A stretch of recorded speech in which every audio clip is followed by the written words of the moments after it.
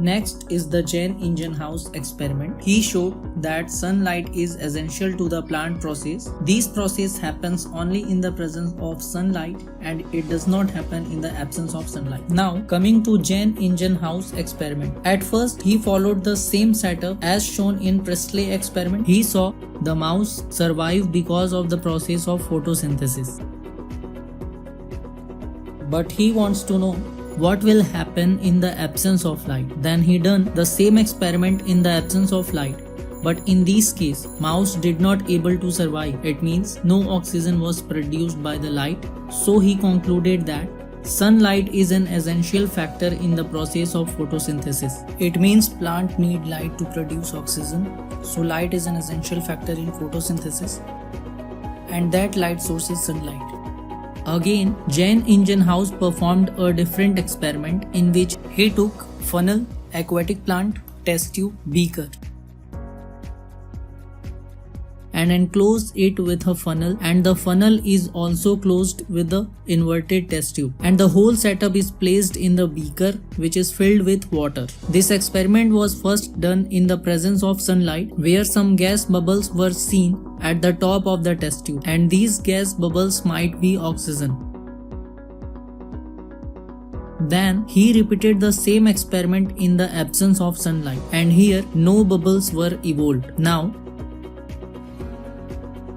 he concluded that sunlight is very important factor in the process of photosynthesis. So light is an essential factor in photosynthesis. Next is the experiment of a microbiologist, Cornelius van Meel. He performed experiment on purple sulfur and green sulfur bacteria. Let's take a general reaction of photosynthesis in which carbon dioxide and water combines to form oxygen and sugar. This has to happen in the sunlight, but here the question is, where does this oxygen comes from? Whether the oxygen comes from water or the oxygen comes from carbon dioxide. So in order to clear these doubts, an experiment was done by Cornelius van Meel. He replaced water with hydrogen sulfide. So in this case, instead of oxygen, sulfur is produced. If the oxygen is coming from carbon dioxide, in that case no difference must be seen. He concluded that oxygen must be coming from water and not from carbon dioxide. So here is the conclusion. Oxygen must be coming from water and not from carbon dioxide.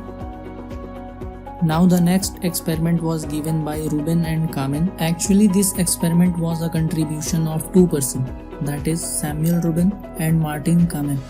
This experiment gave a clear confirmation from where does this oxygen comes from. Now let's go to the experiment. They repeated the reaction of photosynthesis twice, but with a twist. In the first reaction, they replace radio-labeled oxygen in place of normal oxygen in carbon dioxide molecule. They take O18 isotope of oxygen, but they did not find any radio-labeled oxygen here. So in the second experiment, they replace normal oxygen with the radio-labeled oxygen in water molecule. During this process, oxygen released was radio-labeled oxygen. So here is the conclusion. Oxygen released during photosynthesis comes from water. Next we are going to see Engelmann experiment for photosynthesis.